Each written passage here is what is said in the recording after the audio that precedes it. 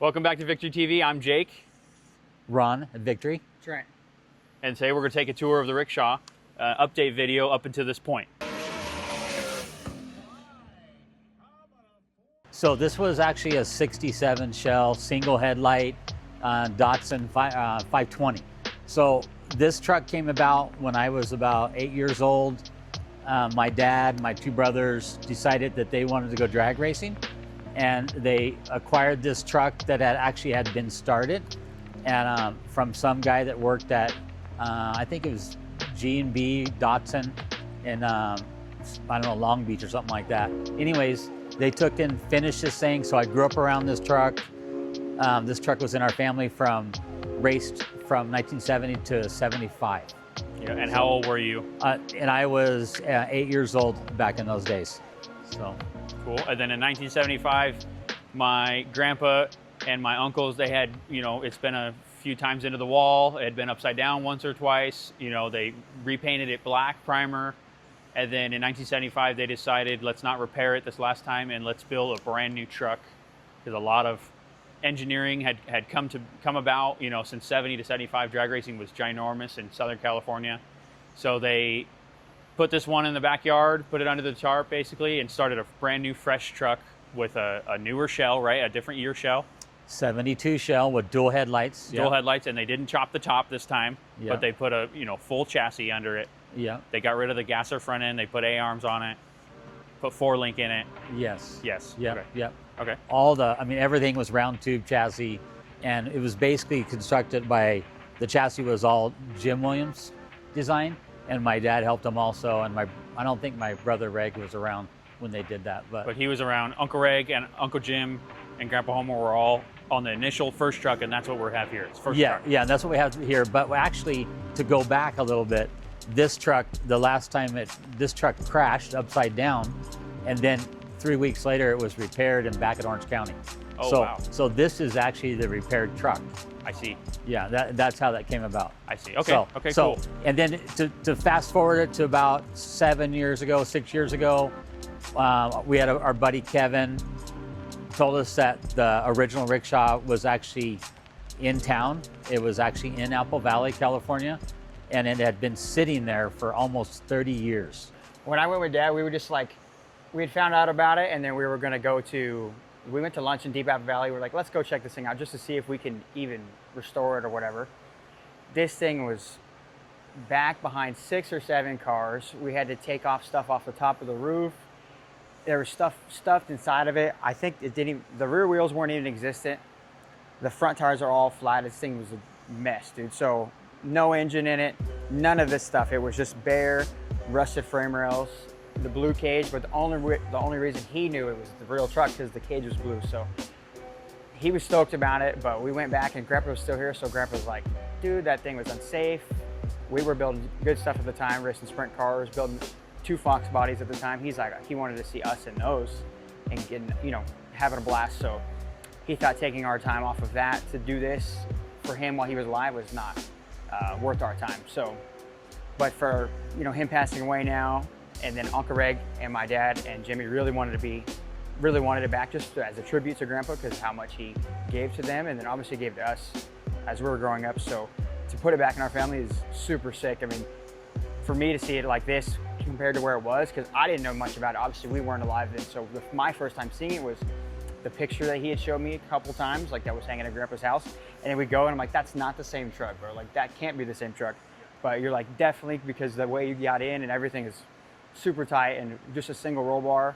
Because Dad had always told us growing up, like, it's like electrical tubing, like it's super thin. Like, no, dude. That Grandpa Homer had a 2000 Southwind motorhome. Yep. He had it, it was a little used, newly used when he got it, and then he used it one trip to Texas, right? Yeah. One trip to Texas, and then it blew up. Yeah. So then this was the replacement, brand new GM engine. Yeah, that was a GM Performance 454 4-bolt main that Grandpa Homer paid like $9,800 for on the road. On the road. Just to have it, and then I think it was like 18,000 total installed in the motorhome. So in '99, brand new engine. He drove it home and then drove it to Sonoma for one race. Yeah. We were super small. The only time Grandma Betty ever went to the track, The only time Grandma Betty ever went to the track, and they took it up to Sonoma. and they made it home, That's it. came and parked this thing, dude. So the whole time we're growing up, Grandpa has a motorhome sitting in the backyard just rotting. So, but after he passed away, we took it over here because we knew Dad knew that it had this engine in it. So yanked it out, it turns over, cool. Blew the valve train apart in it, put all new cam and stuff. So it sounds rowdy, but for that to be a motorhome engine is crazy. The thing with big projects like this is we've always had, holdups on the engine. So we started with the engine. And because that was my dad's motorhome, that's, Uncle Reg, he had the idea, let's just take it out and use it. So that's how that all evolved. In a motorhome, all the engine compartment sits underneath everything. So no rust got even to us. All the bore scope looked good. It just looked like a brand new engine, like it just came off of a dyno. Yeah. So for us to put it on the dyno, like the engine stand with a carburetor, a little 750, dumped over, cool. Then with the stock stuff, all the stock cam, all the stock valve train, then put a cam in it and blew it apart just to make it sound rowdy when we go to cam, rockers, everything. girls, valve train, Lift. so we can rev it higher. Yeah, lifters, push rod, all the top end stuff. Don't forget, like back in 1992, we built a super comp dragster and had a GM Performance 454 installed in it, and that had just had a manifold and carburetor, went 898, 153 in an 1,800-pound dragster. So no cam, nothing, just a manifold and carb. So this little, hopefully none of the tech guys are listening, but this thing should run 950s with a full pull. So Yeah. yeah, That's gonna be crazy. yeah. And it's gonna weigh what, about 22 or 2,300 pounds? I would say it'll be at 2,300 pounds right in there. Yeah. So maybe I'll cut back on a couple of tacos, maybe Yeah. 22.95. 22.95. This truck, back when I was a kid, it had the reputation of not going straight. It was very squirrely. The driver that drove it, arm on the bar, the rumor has it he would have to have a couple cans of beer to have enough courage to drive this thing back in those days. And after being around it, and I understand why, there was really no protection for the driver's body, his hip area. And so we addressed all the problems this truck had with not going straight. We started with the front axle. It didn't have enough caster in it. So like it had like 3.4 degrees of caster. It has 10 degrees caster. We actually moved the motor back about a ½ inch more than what it was, just get a little more weight transfer. But we just addressed all the structural areas and the actual design of it, not knowing if the measurements, if everything was square back in those days. So we're assuming everything was square. But according to all the stuff that I've been touching, it looks like they had 2 different tape measures back in the day. 2 different, because one side was different than the other side. Yeah. So right now this truck's all squared up. It's got, we had to redo the rear suspension. It had these ladder bars,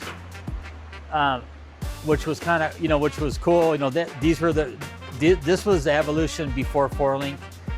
These ladder bars, originally they had lift bars, and then they turned into ladder bars. Lift bars are just a solid bar on the bottom, 2x3 box tubing. But then these are the upgrade to ladder bars. The odd thing to me is it had spherical bearings on all 3 points, and it had a Watts link in the back, and there was no crossbars in the chassis. Another reason that this truck was squirrely was the Watts link wasn't keeping the rear end centered as it traveled on that deal. So Yeah, because if you look, there's nothing. I mean, just this flat strap and this little deal to keep these from spreading. we actually updated the driver's area because we're going to be driving it. So we actually put 1 5/8 chromoly sidebar to keep from getting our hip smashed if we get into the guardrail.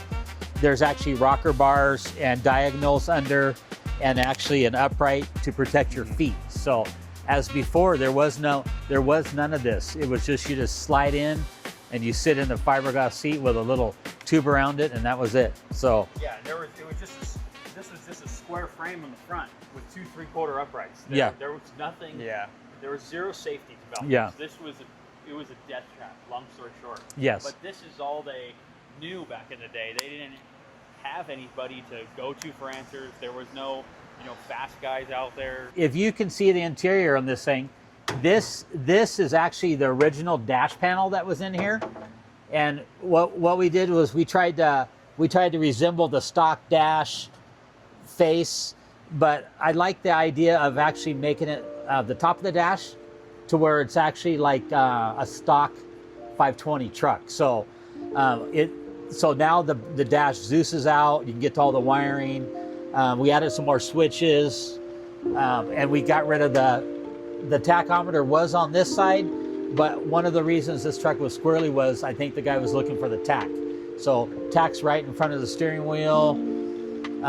Everything's easy to get to. The shifter's been moved a little bit. As far as this goes, like just to make it super easy for us, but also banging around, like if this thing ever did get upside down, I can't believe when it did get upside down like back in the day, the guy probably got cut up. So if this guy's gonna drive it, we definitely recommend all the soft edges for this guy. Just in case, we don't think so, we're definitely gonna scale this thing before it hits the track. When's the last time you drove a car, like any race car? The sprint car in like 2014 or 2015? Or no, that was like 2013. I don't know. Then also like 10 years ago, before I ever drove my own Fox body, he was like tuned up on Facebook and we street raced the Fox body in 2016. Yeah. Before I even had my license. So I guess that was the last time he drove a drag car. Something that was, you know, faster than 14 seconds. Yeah. And that thing was only like a 12-second car. Yeah. So this is going to be, you going to be able to handle it? This is just a grocery getter. The grocery getter, Street truck is all this is. Bro. No big deal. I sat in this thing the other day. I feel like I was at somewhere in Asia on the toilet, dude. I'm like this, my legs are right here. I'm way too, like, you're the shortest guy here, so you have to drive it. Like a Japanese toilet on the turnpike? Yeah, dude. This is the American Rikshaw when it was brand new. So you can see it's same injectors, same water neck style, same front cover. The headers are the exact same headers. You look in here, it's got the same style steering wheel. There's the old dash that it was. It was like a knife hanging out. So you, like Trent said, you can get real cut up. So funny thing about this doghouse, Dad told me this was the ice tray out of Grandma Betty's kitchen, out of her fridge. They took the ice tray right out of her fridge. They flipped it upside down and they cut it on the front for the air intake. So that they didn't have a way to make a super cool dog box with all these TIG welders and sanders and beveling. They literally used exactly what they could find at the junkyard, around the house, things they knew, people they could source things from. So that's the ice tray. So this is Grandpa Homer and then that's Uncle Reg? Or is that Jimmy? This is Uncle Reg right here, and this is Grandpa Homer. He had the chops, mutton chops on that deal. I mean, he was having the time of his life. Yeah, low mount parachute. Here's another article. It was originally called the Oriental Express because Datsun's from Japan, and this was really before the American Rikshaw name caught on. This was the first deal, and you can see it was only a 427. It ran an A gas. Team picture back in the day. Homer and Reg, so that's my grandpa and my Uncle Reg, and then Armin Lombard, that was the driver, and then Jim Williams, which was also the driver at one point, the oldest brother. He's the one who originally was the first one in the family to drive it. Drag racing was so fresh, but like hot rodding wasn't like on the street, like going to car meets and all the stuff. But that's what got us, like, or got drag racing big, was like doing articles like this. So yeah, it's so sick for us to be able to go back and look at it. Tilt front end is sick too. Yeah, tilt front end back in the day. This picture of the OG right here. This was even before it had gold flake on the door. So this was like really, really fresh. I mean, brand new. But George is going to help us, get this thing painted up right, and then we're going to end up getting it lettered by a guy as well. Haven't decided.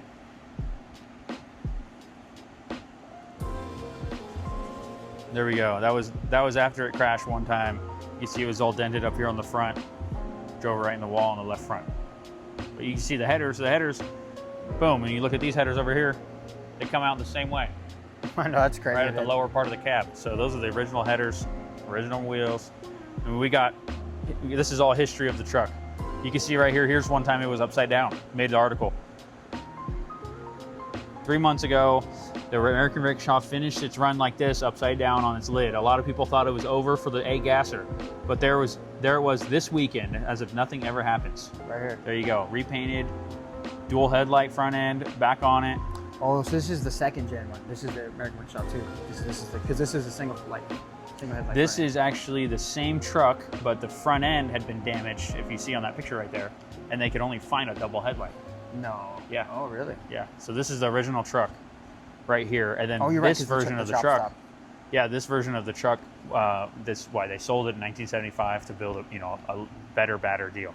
So then you can see right here. This is a picture of the Rikshaw OG Rikshaw 2 tube chassis, big splitter on the front. Rikshaw slammed to the ground. I mean, it had a badass pro stock style 500-inch motor in it. Got the zoomies. Look at the bullhorns. Bullhorns. They had bullhorns. We did back in the bullhorns day. 50 years ago. They ain't new. If anyone knows where the second rickshaw is, let us know. We might be interested in getting the second rickshaw back and getting a fleet of rickshaws going. So That'd be kind of sick. Just to go pull up and do our own match races. Our own deal. So that was basically the Rikshaw 2 was my dad's first race car. That was the first thing he put his hands on when he was fabricating when he was at a young age, because at 21 he started Victory, and when he was in 75 he was only Well, he's 8 to 13 was the first one. 8 to 13 was the first one. So then 14 to 21 was the second one. The second one, yeah. And then at 21 he started his own business, and then at 26 he had a brand new Alter he built himself. So it would be cool to, if anybody knows where that second one is, Yeah. that'd be sweet. That'd be sick. And then in the meantime, we're gonna finish up the first one and get this thing ready to do a Heritage Series parade. My uncle's gonna go take it, babysit it, show it at car shows, Christmas party, reunion, March meet, and then he also is gonna take it back east in Tennessee where he lives and show it off and just put it on display. Enjoy the memories and enjoy the time he spent, and keep it a family thing. My grandpa Homer was always big on keeping his family together. What can we do to work together? And that's really translated into my dad's life and in our lives. Mm-hmm. And then now Hunter and Trent have kids, so it's a good little family deal. deal. So there That's we go. gonna be sick. All right, this is Trent from Victory. Thanks for watching. We'll catch you guys on the next one.